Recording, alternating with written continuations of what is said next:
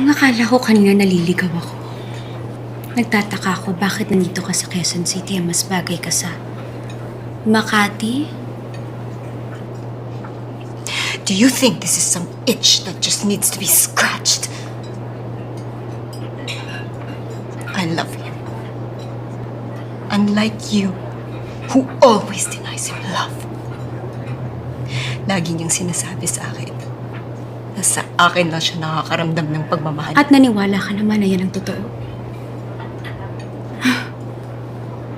Mukha ka lang matalino, pero nuknukan ka ng pagkatangat uto-uto.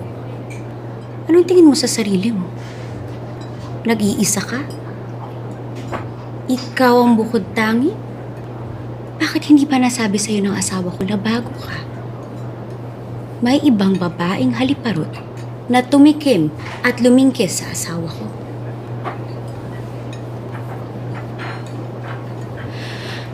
Ngayong alam mo na ang totoo, mahal mo pa rin ba siya?